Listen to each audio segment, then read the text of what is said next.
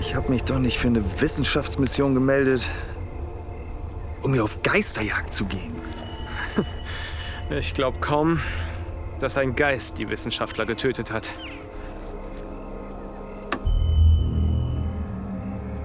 Egal was es ist, es wird Bekanntschaft mit dem hier machen.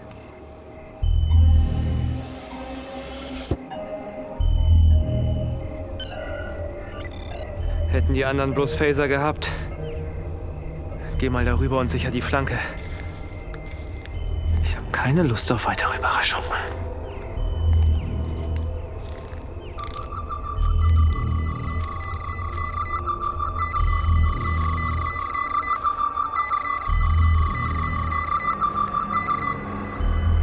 Mich würde es nicht überraschen, wenn nicht einer der Wissenschaftler durchgedreht wäre. Wir hätten...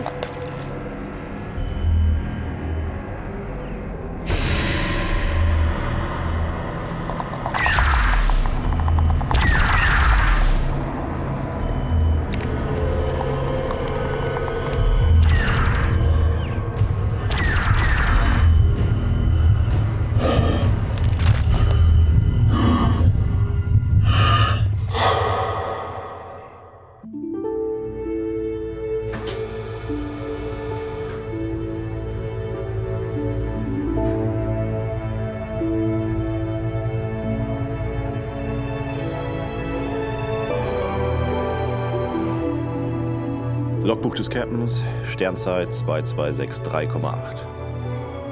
Heute bin ich seit ziemlich genau einem Monat Captain dieses Schiffes. Die meiste Zeit davon haben wir an diesem schwarzen Loch zugebracht. Die wissenschaftliche Crew hat dabei alle Hände voll zu tun. Nicht zuletzt, weil sich schon 6 Sonden bei dem Versuch, dieses Phänomen zu ergründen, verloren hat. Der Rest von uns geht einfachen Routineaufgaben nach. Unter diesen Voraussetzungen ist es wirklich schwierig für mich, mich in meine neue Rolle einzufinden. Natürlich auch wegen des merkwürdigen Befehls, den Surtur erhalten hat. Dass die Sternenflotte einen Captain bewerten will, ist normal. Aber nicht schon bei Dienstantritt und nicht von einem Fähnrich. Es ist offensichtlich, dass die Sternenflotte sich unsicher mit mir ist. Für dieses Dossier schwirrt Surtur die ganze Zeit um mich herum. Und umso öfter ich sie dabei ertappe, wie sie sich wieder etwas über mich notiert, desto häufiger teile ich die Unsicherheit der Flotte.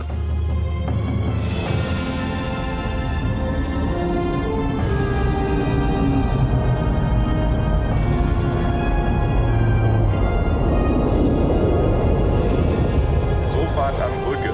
Die Luftschleuse ist gesichert und alle sicherheitsrelevanten Posten sind besetzt. Im Labor hier?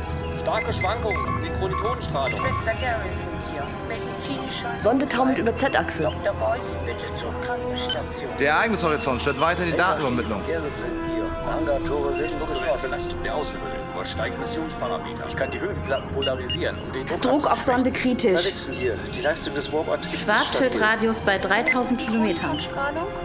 Jetzt bloß nicht verrückt werden. Bringen Sie die Sonde näher. Wir empfangen ein Notrufsignal. Fähnrich, bringen Sie die Sonde in Warteposition. Da sollte sie sicher am Sattel sitzen. stabil. Zum Shuttle-Hangar. Ei, Sir. Ein Notsignal? So weit draußen? Ja, Sir. Und es stammt aus einem abgelegenen Sternsystem, außerhalb des Perseus-Arms. Ist ja merkwürdig. Und es wird noch merkwürdiger. Sehen Sie mal hier. Wo ist eigentlich der Captain? Hier scheint alles okay zu sein. Dann mal auf zum nächsten Deck. Wenn das Kommando recht hat? Ich meine, ich war 12 Jahre auf der Erde stationiert. Jason, wie alt warst du, als du angefangen hast, mit Stella auszugehen? 16? Ich kenne dich schon verflixt lange, viele, viele Jahre. Und es ist immer das Gleiche, ob auf der Erde oder im All. Hör auf deine Fähigkeiten und vertrau deiner Crew.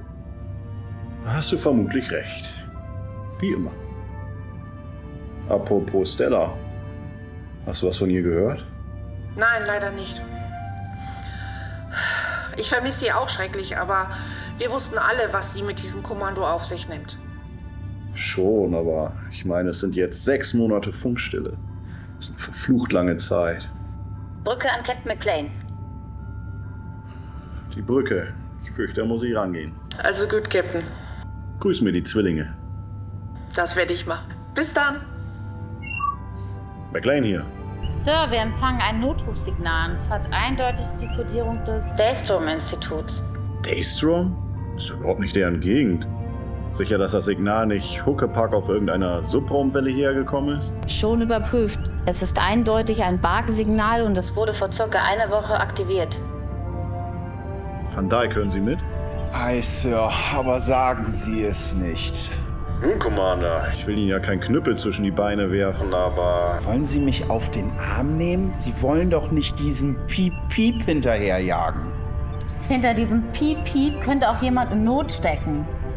Oder wir fliegen einer Blechbüchse hinterher, die jemand vergessen hat abzuschalten.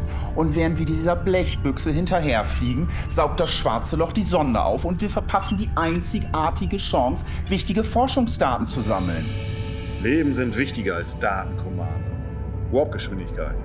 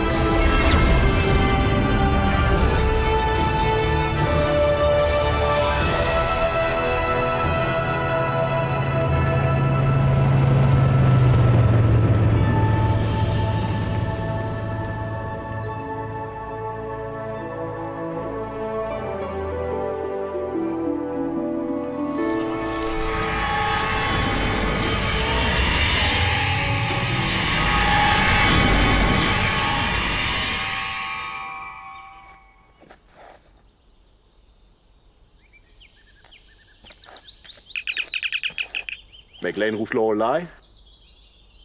Ihr habt nicht zufällig Van Dijk und Tobias noch bei euch. Von Dijk hier, Captain. Keine Sorge, uns geht's gut. Der Fähnrich ist bei mir. Sehr schön. Commander, irgendeine Idee, wie Sie falsch abbiegen konnten? Sir, ich glaube, Sie sind an den falschen Koordinaten gelandet. Ich kann das Zielobjekt von hier aus sehen. Bestätige. Allerdings kann ich unsere Koordinaten nicht bestimmen. Irgendetwas scheint die Scannerfähigkeit des Tricorders zu beeinträchtigen. Mein Tricorder macht auch, was er will. Sie haben heute nur gute Nachrichten für mich, was, Sir? Sie müssen mich falsch verstanden haben, Sir. Die Tricorder funktionieren nicht richtig. Nicht alles so wörtlich nehmen. Captain, bei meiner Dienstzeit auf der Rion haben wir die Tricorder so umprogrammiert, dass sie einen Emittierer... Captain, ich kann meinen Communicator als Peilsender laufen lassen. So finden Sie am schnellsten zu uns. Hervorragende Idee, Commander. Wir sehen uns gleich. Aber... Surtur? Ei, Sir. Ich habe das Signal des Commanders erfasst. Die Tricorder sind nur sehr unzuverlässig. Ein Lebenszeichen erfassen wir damit jedenfalls nicht. McLean und Lorelei. Emilia, hörst du mich? Hört und deutlich, Jason. Sehr schön. Wir haben ein kleines Problem mit den Tricordern. Ihr kommt nicht zufällig mit den Bordsensoren durch die Atmosphäre, oder? Einen Augenblick. Von hier nicht. Wir versuchen es an einem niedrigen Orbit. Sehr schön. Surtur, welche Richtung?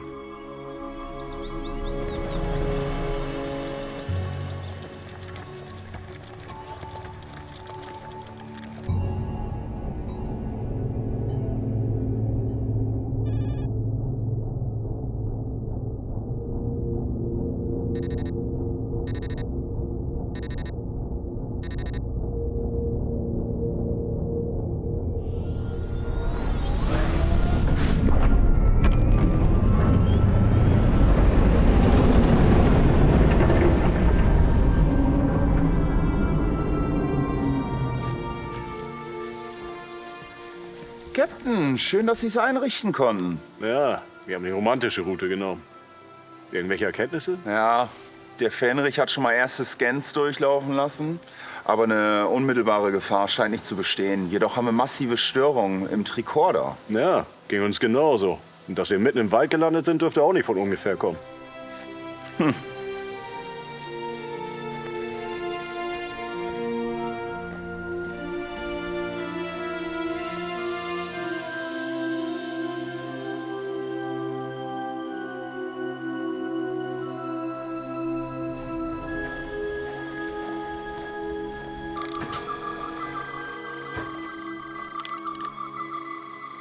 Niemand zu Hause. Der Rate des Radiokarbonzerfalls zufolge war hier schon länger niemand mehr. Bestätige. Das Barkensignal muss vor einer Woche aktiviert worden sein. Also Typ 2 Phaser, die haben es echt in sich. Surfert, Mr. Torais, tun Sie mir doch den Gefallen und kontrollieren Sie mal den Nahbereich etwas. Irgendwer muss das ja aktiviert haben. Jawohl, Captain. Captain, schauen Sie sich diese Werte mal an. Eigentlich deutet alles darauf hin, dass schon länger keiner mehr hier gewesen sein kann. Captain!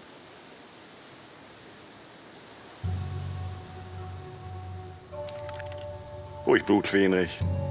Typen in weißen Kittel laufen selten mit einer Waffe herum. Sie haben ja recht, Sir. Aber ich glaube, dieser ganze Planet ist mir nicht ganz geheuer. Dafür wird Sie niemand verurteilen, Fähnrich. Ihre Tricorder können Sie gleich wieder einpacken. Die Ionisierung in der Atmosphäre und die sehr hohe Metallkonzentration in der einheimischen Flora verbergen Lebensformen für unseren Sensoren. Ich bin Dr. Queenie. Ich bin der Leiter dieser Expedition. Und ich gehe davon aus, dass Sie mein Notrufsignal erhalten haben? Das haben wir. Captain McLean uses Lorelei. Also, warum sind wir hier? Captain, mein gesamtes Team wurde ermordet. Reicht Ihnen das? Ermordet? Ein mörderisches Monster. Es überraschte uns, als wir Proben aus der Quelle entnahmen. Merkwürdig, dass es an Ihnen kein Interesse hatte. Ich habe vermutlich einfach nur Glück gehabt. Und diese Quelle? Was ist das? So nennen wir einen bestimmten Teil des Waldes. Dort haben wir Kokons gefunden. Diese sondern eine Art Sekret ab und ich denke, dass ich relativ kurzfristig ein Heilmittel gegen die Pyrox-Seuche daraus gewinnen kann. Und genau deswegen bin ich hier. Ich möchte diese Seuche ein für alle Mal vernichten. Das wäre ein bedeutender medizinischer Durchbruch. Und dieses Wesen hindert Sie daran? Kein Wesen. Es ist ein Monster. Captain, wenn die Föderation ein Heilmittel gegen diese Seuche haben will, dann sollten Sie mir helfen, dieses Monster zu vernichten. Und Sie sollten mich jetzt schleunigst zu meinem Laborkomplex eskortieren. Ich habe noch meine Forschungen dort. Also schön, Doktor. Zeigen Sie uns den Weg.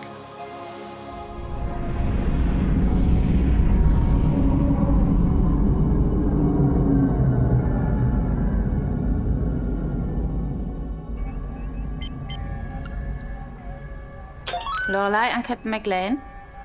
McLean hier. Sir, wir haben alles genau durchgerechnet. Leider müssten wir die Lorelei so tief in die Atmosphäre bringen, dass es für das Schiff kritisch wäre. Irgendwelche Alternativen? Ich dachte mir schon, dass du so etwas fragen würdest. Maschinenraum Fredrickson hier. Wir könnten eine Sonde präparieren. Diese könnte unterhalb der ionisierten Schicht entlang fliegen und die ganze... Also das Signal verstärken, also eine Art Satellit. Sehr schön.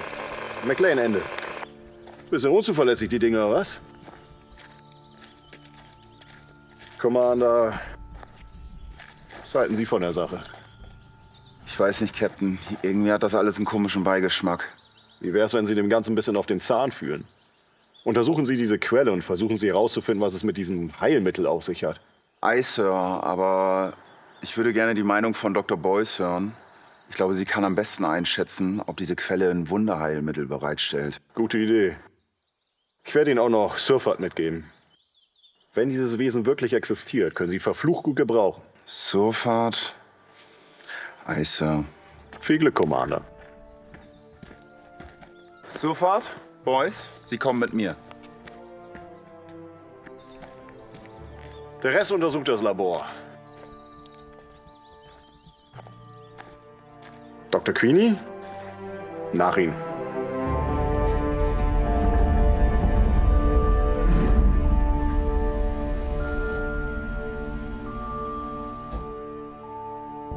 Diese Einrichtung ist nicht in der Starfleet-Datenbank, oder, Doktor? Das ist richtig. Wir haben verschiedene unabhängige Finanzierungsquellen.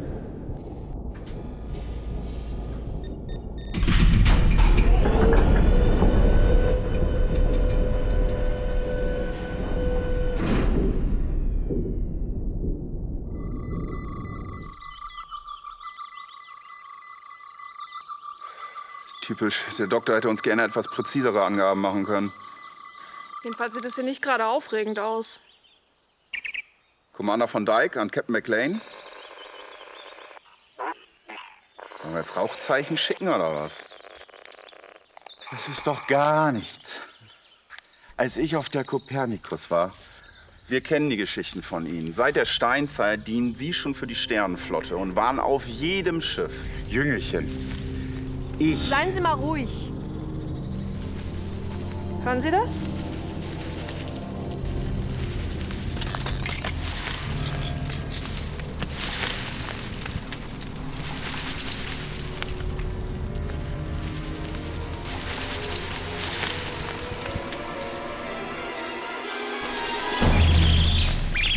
Oh. Das ist ein Tribble, Van Dijk. Sofort, Boys, kommen Sie einmal bitte. Für die Erkundung teilen wir uns jetzt auf. Dr. Boyce, Sie gehen nach rechts und Surfat, Sie gehen geradeaus. Und wie meinen Sie, sollen wir die Quelle ohne funktionierende Tricorder finden? Frau Dr. Boyce, Sie haben noch 2 hübsche Augen. Ich würde vorschlagen, die benutzen Sie und am Ende treffen wir uns alle wieder hier. Aye, Sir. Jawohl, Commander. Therese? Surfer? Schauen Sie sich hier mal ein bisschen um und melden Sie sich, wenn Ihnen etwas komisch vorkommt. Aye, Sir. Doktor? Was dagegen, wenn ich mich hier mal ein bisschen umsehe? Tun Sie sich keinen Zwang an.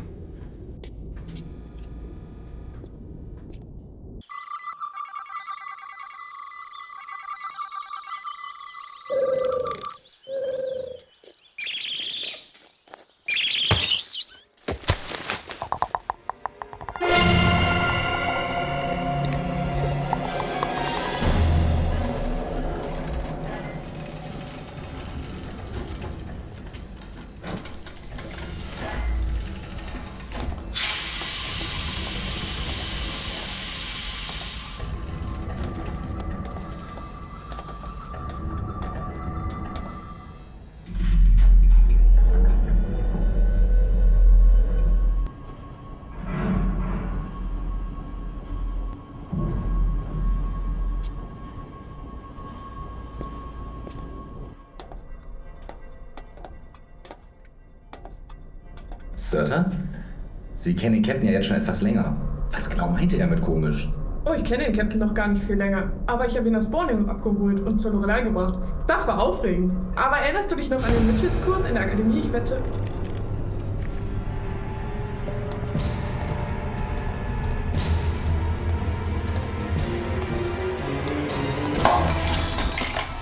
Sternflotte, USS Lorelei. Ist da jemand? Der Tricorder kann kein Lebenszeichen erfassen, aber funktioniert tadellos. Da drin ist nichts.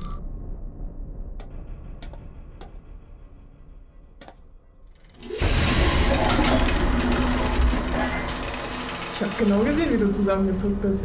Du doch auch. Orioner zucken nicht zusammen.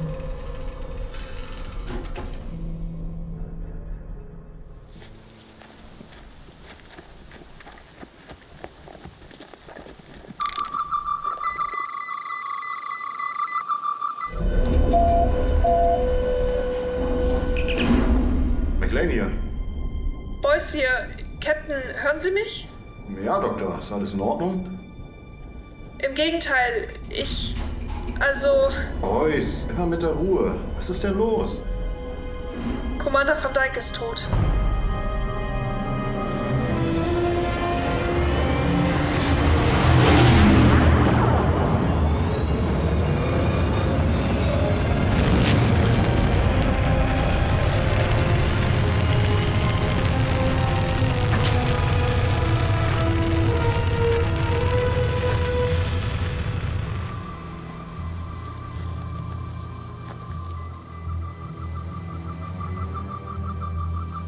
Doktor, was ist das für eine Wunde? Die Todesursache. Als wäre ein Eispickel genau durch seinen Kopf geschossen. Hinten finden Sie die Austrittswunde. Das heißt, er wurde ermordet? Ich würde eher auf das Wesen tippen. Jedenfalls erfasst der Tricorder rund um die Wunde unbekannte organische Ablagerungen. Ich dachte, die Tricorder funktionieren nicht. Solange kein Grünzeug dazwischen kommt, geht's. Also ich habe schon viel gesehen. Aber ein Tier, das seine Beute einfach so zurücklässt, noch nicht. Weil es kein Tier, sondern ein blutrünstiges Monster ist. McLean Lorelei. Lorelei Ackerman hier. Sagen Sie mir, dass die Sonde bereit ist. Die Sonne hat gerade das Schiff verlassen. Die Störung in der Atmosphäre sollten wir somit überbrücken können. Jedoch die Metallisierung der Flora macht mir noch Sorgen. Bekommen wir wenigstens unsere Leute an Bord? Darauf wetten würde ich nicht. Jedoch sollte sich das Metall unserer Abzeichen deutlich von dem der Flora unterscheiden. Gut. Beamen Sie so schnell wie möglich die Leiche von Commander van Dyke hoch. Und halten Sie den Rest von uns erfasst. Sir. McLean, Ende. Ich will jetzt verdammt noch mal wissen, was es mit dieser Quelle auf sich hat. Surtur, Sie kommen mit mir. Boy, Surfert, Sie gehen dort entlang. Und wenn wir auf das Leben treffen? Sie sagen doch, dass Sie ein verflucht guter Schütze sind. Machen Sie was draus.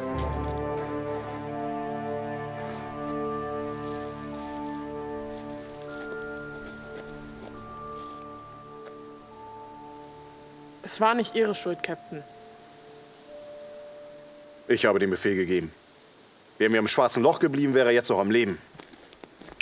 McLean to Rise. Status. Torai ist hier, Captain. Dr. Queenie ist verschwunden. Ich habe schon das halbe Labor durchsucht. Was? To Rise. Kommen Sie sofort zum Treffpunkt.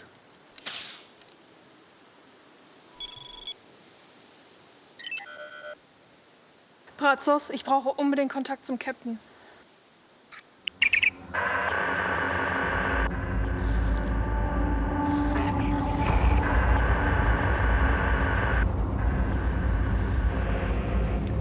Victoria.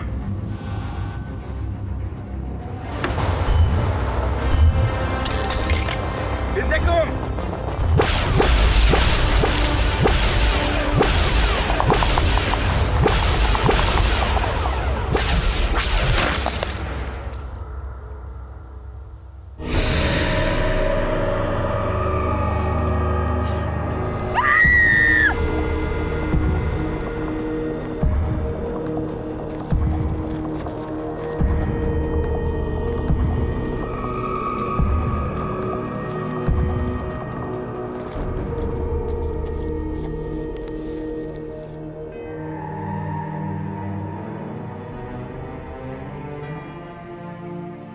Die gleiche Wunde, keine Bissspuren. Ich habe jetzt 2 Leute verloren. Wir brechen die Mission ab. McLean Lorelei. Jason? McLean Lorelei. Beamen Sie das gesamte Außenteam an Bord. Jetzt. McLean Lorelei. Jason? Jason, kannst du mich hören? Hallo? Emilia, hörst du mich? Die Verbindung ist massiv gestört. Ich kann dich kaum verstehen. Wir haben eine Warp-Signatur erfasst. Es ist ein Schiff der Klingonen. Sagte sie gerade Klingonen? Ihr könnt das Schiff bis eben mit den Langstreckensensoren erfassen. Vermutlich befindet es sich jetzt aber im Tarnanflug. Ich habe gelben Alarm gegeben. Emilia, das reicht nicht. Du musst das Schiff aus dem System bringen. Aber Sir, bei aktivierten Schilden können Sie uns nicht hochbeamen, bevor Sie auf Warp gehen. Also kein Entkommen.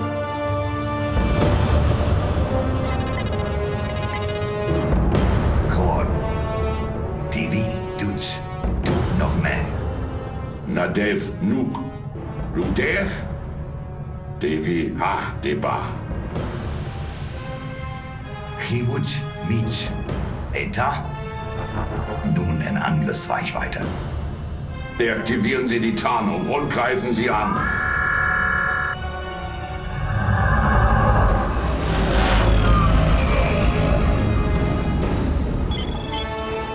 Captain, das Klingonenschiff hat sich soeben mit aktivierten Waffen enttarnt. Gennaro, ausweichen.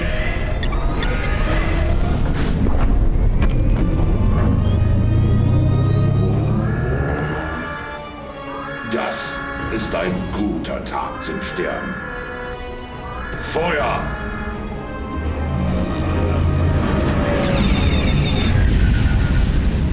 Schilder auf 76% gefallen.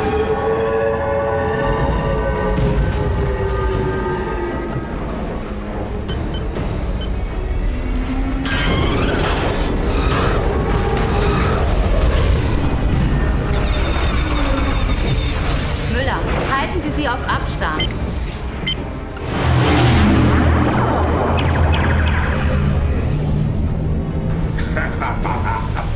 Ausweichmanöver.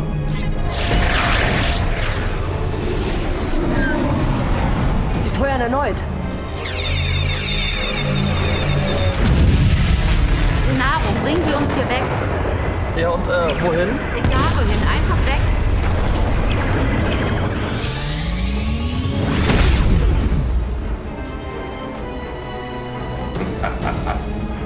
Wir dürfen der Föderation nicht das Heilmittel überlassen. Verfolgung aufnehmen.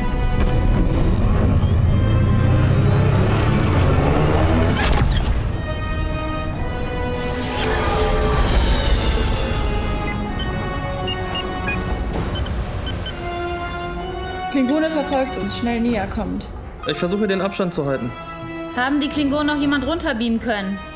Negativ. Der D7 hat sofort die Verfolgung aufgenommen. Ihr Plan scheint zu funktionieren, Ma'am. Hoffentlich. Haben wir schon eine Antwort von der Sternflotte erhalten? Haben wir. Rendezvouspunkt bestätigt. Aber die Sternflotte hat derzeit kein registriertes Schiff in unmittelbarer Nähe. Sie schicken so schnell es geht jemand zu den Rendezvous-Koordinaten. Ich fürchte, bis dahin haben die uns. Maschinenraum. Können Sie noch mehr aus den Triebwerken rausholen?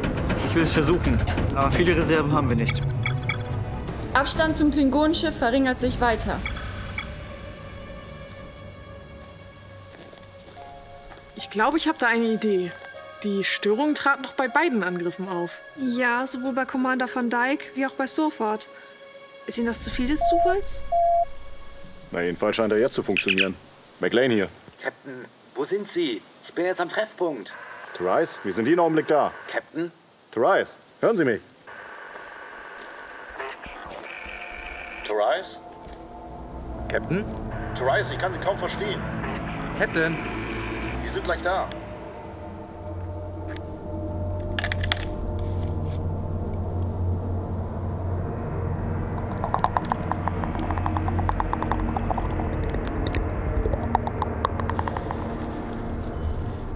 Verdammt, was ist das?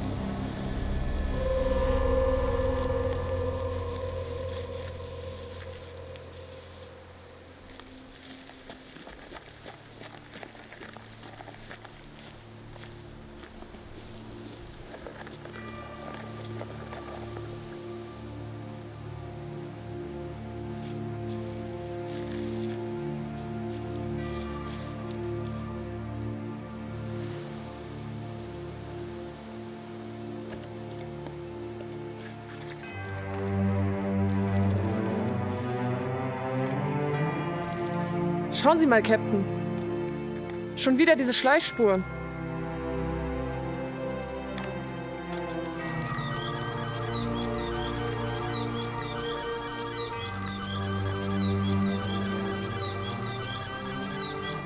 Genau wie die Wunden. Die gleichen wie bei Van Dyke und Sofort. Surtur. Merkwürdig, Captain. Diese Spuren können nicht von Therese stammen. Aber sie sind eindeutig humanoid.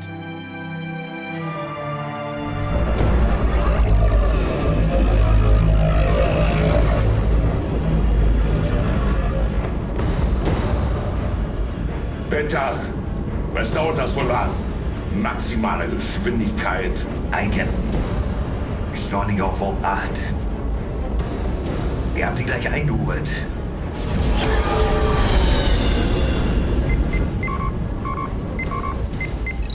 Der Gegner fliegt jetzt mit Warp 8. Der Abstand verringert sich immer mehr. Wir werden es nicht bis zum Rendezvouspunkt schaffen.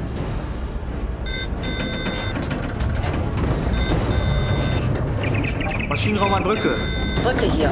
Ich muss die Maschinen bald abschalten, sonst fliegt uns hier alles um die Ohren. Nachricht an das Sternflottenkommando.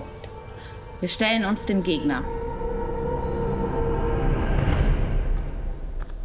Erst Van Dyke, dann Surfert und nun Therese. Verdammt, wir müssen dieses Wesen jetzt stoppen. Surtur, Sie hatten vorhin eine Idee. Sagen Sie mir, dass Sie wissen, wie man dieses Monster umbringen kann. Das vielleicht nicht, aber wir wissen doch, dass die Kommunikatoren beim Angriff auf Van Dyke und auch bei Surfert Störungen hatten. Das Gleiche haben wir jetzt bei Therese erlebt. Sie glauben, dass das Wesen diese Störung verursacht? Ganz genau, Doktor. Möglich wär's.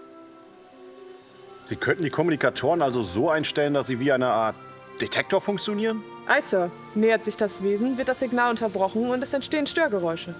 Das heißt, wir können das Wesen also auch spüren. Jetzt müssen wir nur noch herausfinden, wie wir es umbringen können. Captain, ich weiß, dass...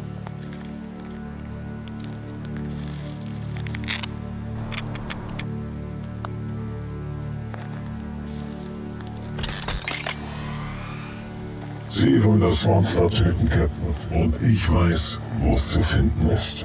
Diese Stimme. Sind Sie etwa...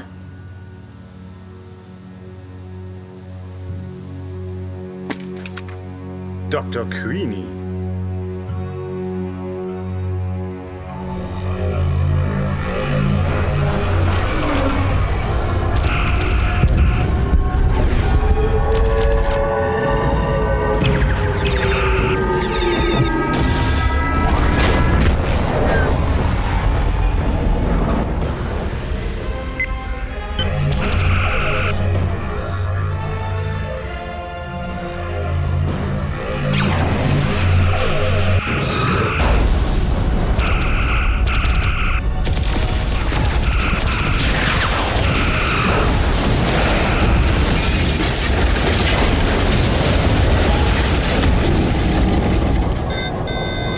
Schadensbericht.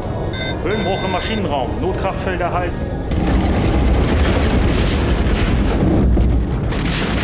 Müller, taktische Analyse. Sie treiben uns in Richtung des Asteroidenfelds. Was wissen wir über dieses Feld? Es sind Asteroiden, unterschiedlicher Größe und Dichte. Umfangreiche Trikoball-Legierungen. Vielleicht eine Gelegenheit, dem Namen unseres Schiffes alle Ehre zu machen. Fenrich?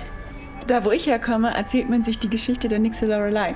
Sie lockt unwissende Schiffersleute mit ihrer lieblichen Stimme an und deren Boote zerschellen dann vor den Klippen, bevor diese die schöne Nixe erreichen können. Gute Idee, Müller. Gennaro, setzen die Kurs auf das Asteroidenfeld. Einmal.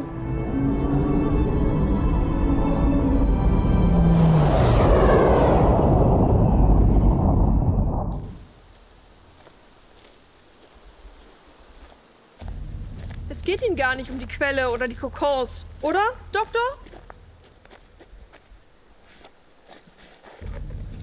Sir, ich konnte vor Soforts Tod noch einen der Kokons scannen. Biologisch interessant, aber sicher nicht die Quelle für das Heilmittel. Und wie passen wohl die Klingonen in diese Sache? Glückwunsch. Endlich sind Sie dahinter gekommen. Nachdem die Fyrox-Seuche bei den Klingonen am stärksten grassiert, waren diese natürlich hoch motiviert, mich zu unterstützen. Und ob mir nun die Klingonen oder die Sternenflotte das Monster liefert, ist mir völlig egal. Aber ich verstehe nicht. Warum haben Sie uns belogen? Und uns in diese verdammte Situation gebracht. 3 meiner Leute sind tot, Doktor. Das ist zweifellos bedauerlich. Als wir das erste Mal Kontakt mit dem Wesen hatten, hatten wir nur Typ 1 Phaser. Ich konnte nicht wissen, dass Typ 2 Phaser auch so wenig Wirkung zeigen würden. Captain, Sie müssen dafür sorgen, dass ich an das Blut des Monsters komme. Das ist unsere einzige Chance gegen diese Fyrox-Seuche. Verstehen Sie das? Ihr Engagement in allen Ehren, Doktor, aber Sie hätten uns einweihen müssen. Captain, konzentrieren wir uns auf das Wesentliche. Sie wollen hier weg und ich will das Monster. Wenn Sie mir dabei helfen, das Monster zu töten, dann retten Sie nicht nur sich und Ihre Crew, vielleicht retten Sie Tausende, Millionen.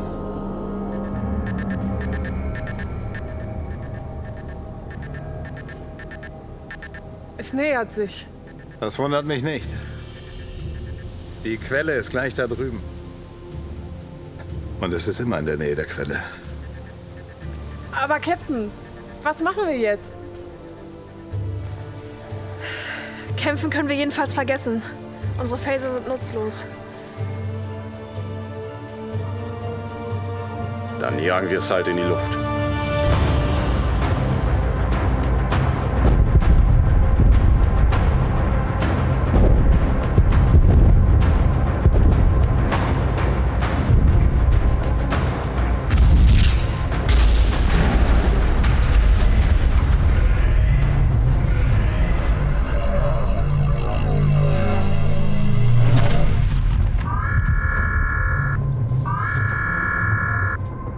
Schwerer Schaden an den Disruptoren. Fordos Geschütz ist ausgefallen. Voller Stopp!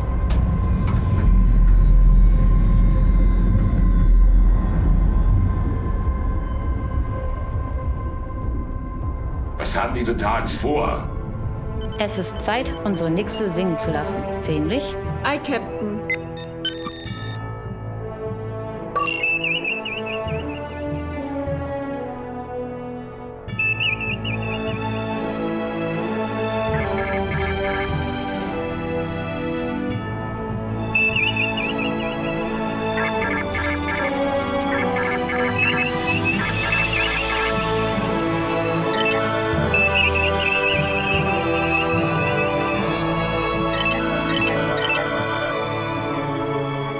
Wir haben keine klare Zielerfassung mehr. Die Bruchstücke stören unsere Sensoren. Dann feuern Sie endlich und sprengen Sie uns den Weg frei. Aber Sir, die Bruchstücke bestehen aus freigelegtem Trikobalt. Das ist hochexplosiv.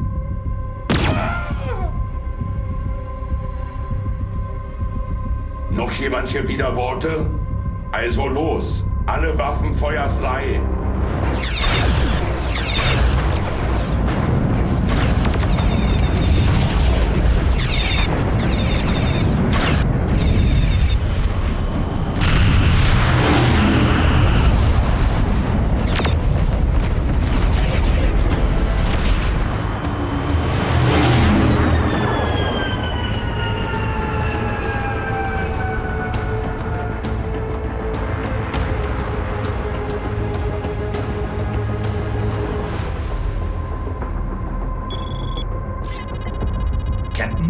Die Sensoren haben das Föderationsschiff wieder erfasst. Aber die Sicht ist gleich null und wir haben immer noch starke Interferenzen. Das ist mir egal. Volle Impulsgeschwindigkeit und maximales Streufeuer. Wir schicken sie ins Dovokoa. Kapla.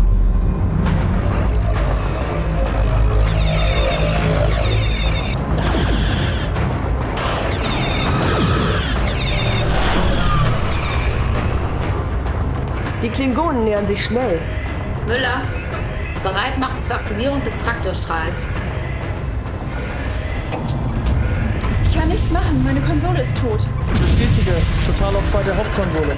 Entfernung der SD7, noch 6000 Meter.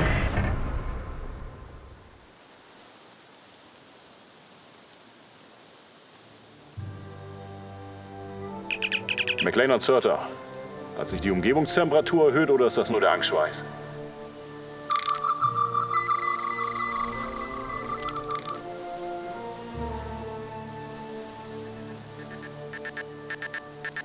Captain, das Signal wird stärker. Das Wesen nähert sich jetzt ihrer Position. Die Überladungsfunktion der Mark II-Phaser benötigt ca. 30 Sekunden bis zur Detonation. Verstanden. Leite Überladung jetzt ein.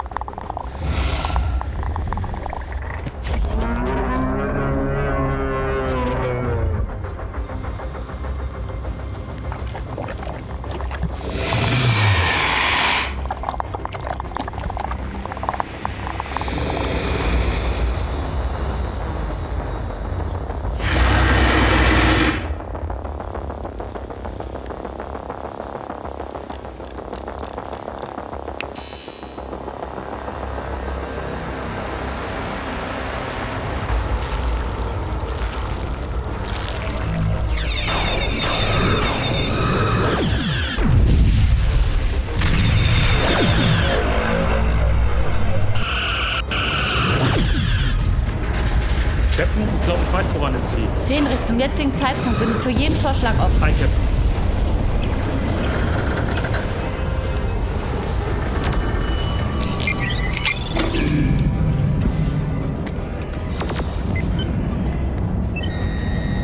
Ich habe wieder volle taktische Kontrolle. Traktorstrahl einsatzbereit. Nur noch 5000 Meter. Aktiviere Traktorstrahl. Noch nicht. Warten Sie, bis die Klingonen 3000 Meter an uns heran sind.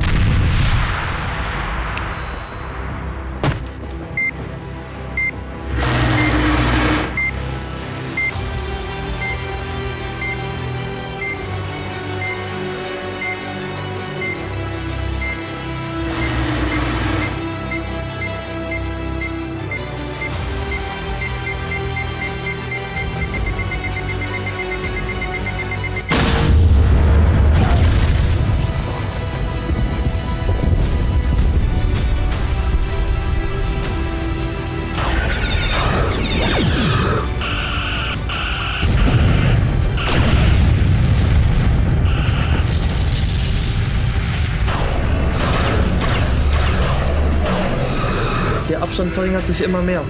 3000 Meter! Jetzt!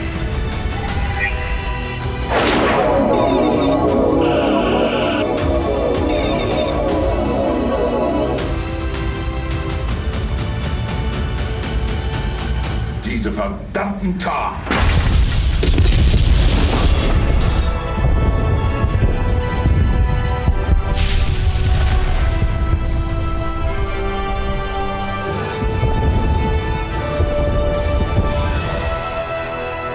Jetzt nichts wie raus aus dem Asteroidenfeld.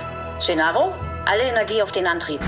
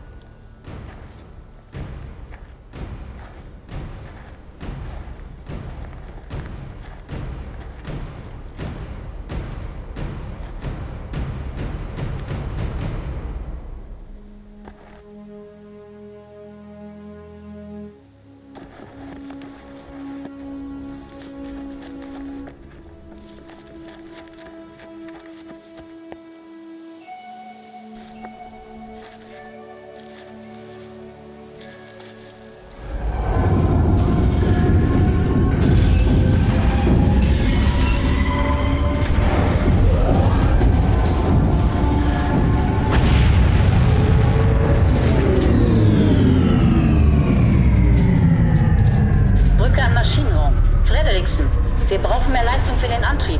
Das Schiff driftet Richtung Asteroiden. Mehr Energie kann ich Ihnen im Moment nicht liefern.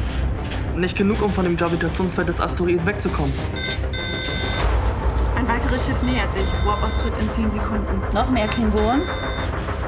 Kann ich nicht sagen, die Signatur ist verschleiert. Das verheißt nichts Gutes.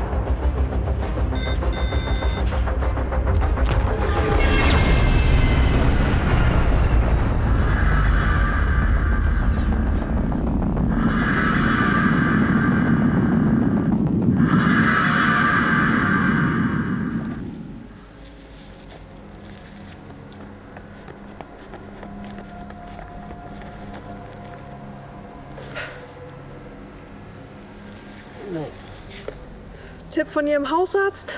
Machen Sie das nicht nochmal. Ja, erinnern Sie mich daran, dass ich diese neuen Typ-2-Phaser retourniere.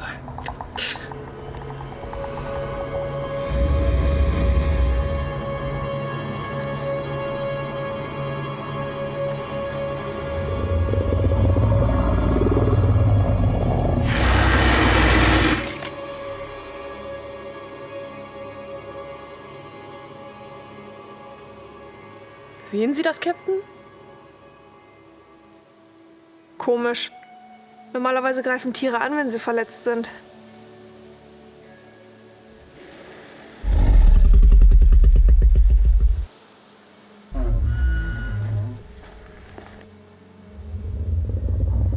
Den Phaser von Surford.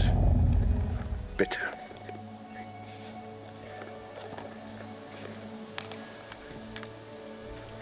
Captain.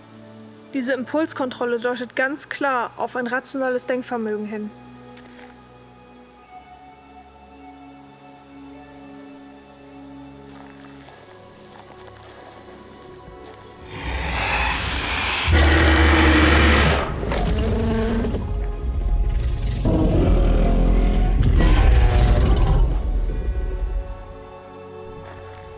Jetzt ist der Augenblick gekommen. Es ist verwundet. Töten Sie es, Captain.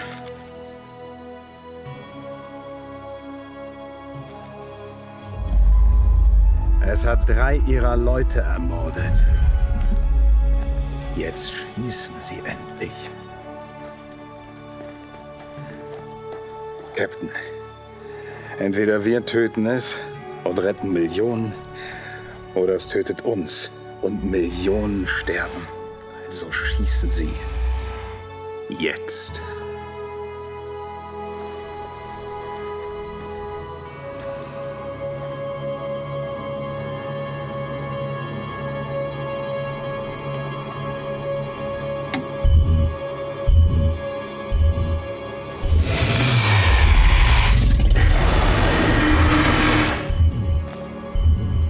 Stopp, Captain!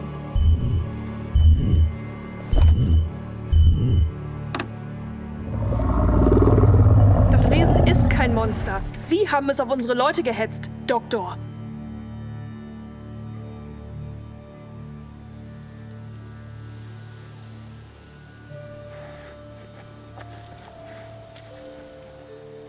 Für Sie ist das eine einfache Rechnung, oder?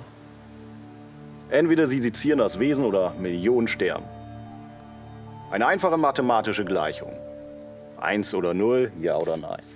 Aber ich frage Sie, wie lange schon tun sich die Menschen die schlimmsten Gräueltaten an und entschuldigen es damit, dass sie keine andere Wahl gehabt haben?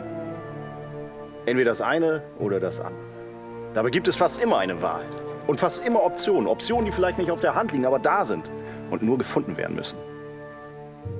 Das Wesen beweist, dass es rational denken kann. Es reagiert auf neue Umstände und passt sich an. Damit eröffnet es uns einen dritten Weg, Doktor. Ein Weg, der vielleicht schwieriger und aufwendiger ist, aber der richtig ist. Und obendrein dafür sorgt, dass immer weiter Blutproben nachproduziert werden. Und niemand muss mehr unnötig sterben. Doktor, Sie wollen Menschenleben retten. Bisher haben Sie nur das Gegenteil erreicht. Vielleicht haben Sie recht, Captain. Vielleicht bin ich zu weit gegangen. Aber ein dritter Weg, wie soll der aussehen? Wie stellen Sie sich das vor? Ich denke nicht, dass Sie mich laufen lassen werden. Das ist richtig. Aber nur weil Sie ein Arrest sind, sind Sie nicht aus der Welt. Führen Sie Ihre Forschung aus der Haft heraus fort. Das wäre möglich. Aber ich bräuchte Leute vor Ort. Die besorge ich Ihnen. Das heißt, wenn ich noch ein Schiff habe. McLean hier. Ackerman hier. Captain, wir sind zurück. Es hat sich was ergeben. Kommen Sie schnellstmöglich wieder an Bord. Ja. Hier auch.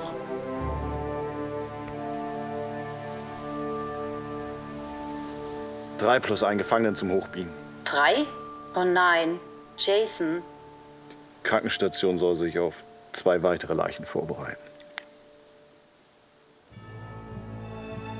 Aber zumindest Ihr Dossier wird sich wie ein echter Krimi lesen.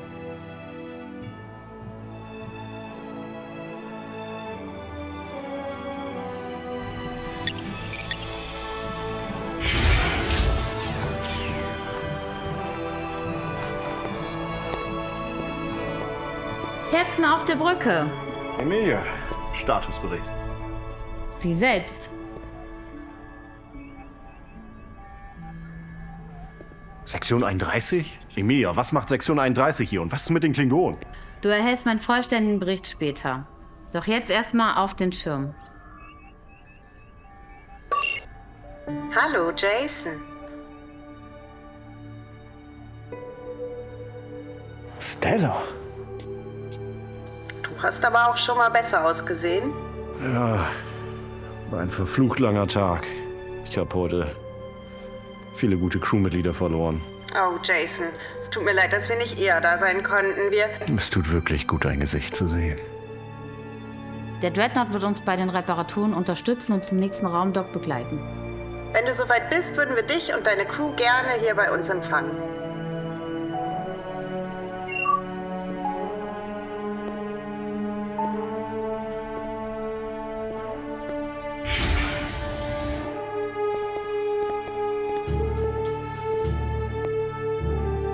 Ein beeindruckendes Schiff.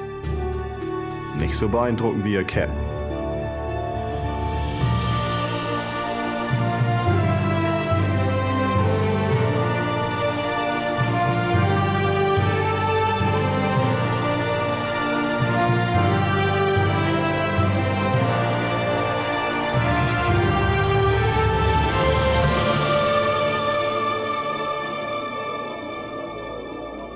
Computerlogbuch der Lorelei Nachtrag. Unser Schiff wird für Reparaturen zur Sternbasis 39 geschleppt. Noch immer schmerzen die Verluste, die wir erlitten haben. Doch weicht dieser Schmerz immer mehr der Hoffnung. Der Hoffnung, eine tödliche Krankheit besiegt und einem Lebewesen das Überleben gesichert zu haben. Denn wir sind nicht hier, um unbekanntes Leben auszulöschen, sondern neues Leben zu entdecken und zu erforschen. Und was meine Selbstzweifel angeht, so hatte Surtur recht. Mein Dossier liest sich wie ein Krimi, aber wie ein verdammt guter.